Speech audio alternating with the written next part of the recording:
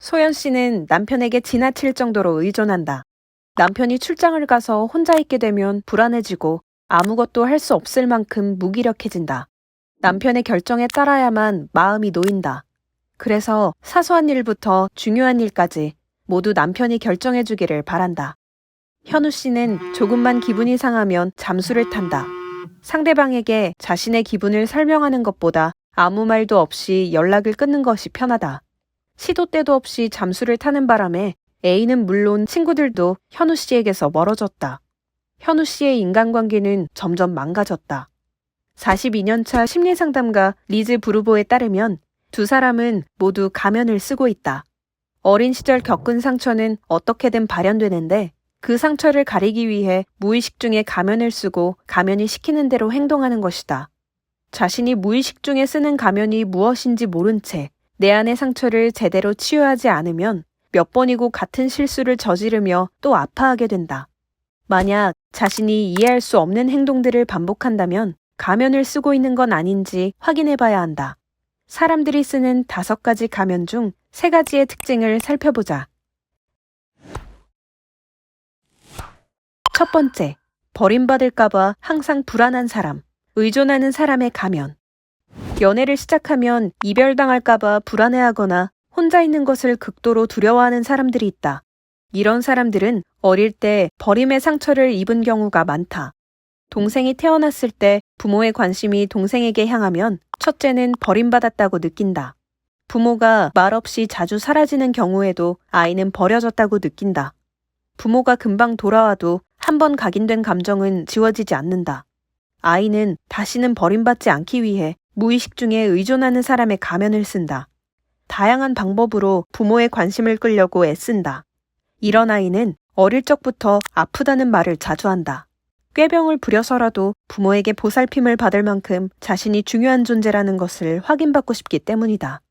의존하는 사람의 가면을 쓴 아이가 성인이 되면 혼자가 된다는 생각만 해도 불안해져서 타인에게 지나칠 정도로 매달리고 집착한다. 특히 의존적인 여성들이 가정 불화를 겪을 경우 그 상황에서 벗어나지 못하는 경우가 많다. 비참한 결혼 생활을 견디는 것이 남편과 헤어지는 것보다 덜 고통스럽기 때문이다. 두 번째, 작은 일에도 잠수 타는 사람, 도피하는 사람의 가면. 연인과 싸우고 나면 며칠 동안 연락이 안 되거나 심한 경우 잠수 이별을 하는 사람들이 있다. 자신이 거부당했다고 느끼면 도망치는 사람들이다.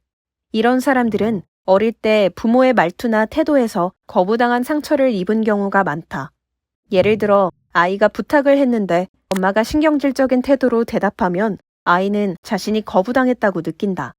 그럴 때마다 아이는 도피하는 사람의 가면을 쓰고 혼자 있을 곳을 찾아 그곳에 틀어박힌다.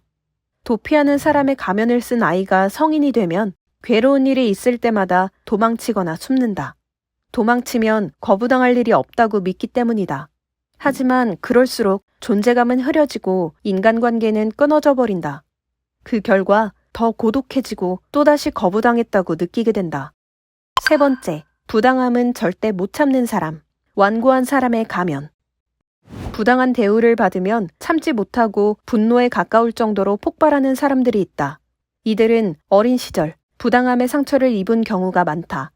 장녀라는 이유로 부모를 도와 동생들을 보살피거나 막내라는 이유로 형의 옷을 늘 물려받으면 아이는 자신이 부족해서 부당한 취급을 받는다고 생각한다. 부당함의 상처를 입은 아이는 완고한 사람의 가면을 쓰고 자신을 통제하고 더 완벽해지려고 애쓴다. 그래야만 부당한 취급을 당하지 않는다고 생각하기 때문이다. 완고한 사람 중에서는 완벽주의자가 많은데 모든 것을 완벽하게 해내야 한다는 강박 때문에 정작 스스로를 부당하게 대한다는 사실을 깨닫지 못한다. 상처가 깊을수록 가면은 두꺼워지고 스스로를 잃어버리게 된다. 나를 보호하기 위해 썼던 가면을 벗고 스스로를 되찾는 방법은 무엇일까? 치유의 첫 번째 단계는 내 안의 상처를 깨닫는 것이다. 내가 어떤 상처를 껴안고 있으며 그 상처를 감추려고 어떤 가면을 썼는지 깨달아야 한다. 두 번째 단계에서는 부모에 대한 미움을 떨쳐내야 한다. 내 안의 상처를 깨달으면 원인을 제공한 부모를 원망하게 된다. 하지만 부모를 용서하지 않는 한 상처는 치유되지 않는다. 나에게 마음의 상처가 있다면 부모 또한 같은 상처를 지니고 있을 확률이 높다. 상처가 또다시 이어지지 않으려면 용서를 통해 거듭되는 굴레를 끊어야 한다. 마지막으로 내면의 아이를 받아들이고 더 이상 가면을 쓸 필요가 없음을 깨달아야 한다. 자신을 사랑한다는 것은 자신을 있는 그대로 받아들이는 것이다. 우리는 더 이상 상처 입고 어쩔 줄 몰라 울부짖는 어린애가 아니다. 상처를 의연히 다룰 수 있는 어른이다. 가면을 벗고 내 안의 상처를 인정하고 받아들이자. 있는 그대로의 자신을 받아들일 때 비로소 치유가 시작된다. 영혼에 새겨진 트라우마를 극복하고 상흔을 치유하는 법. 모든 상처는 흔적을 남긴다. 이 콘텐츠가 도움이 되었다면 구독과 좋아요를 눌러주세요.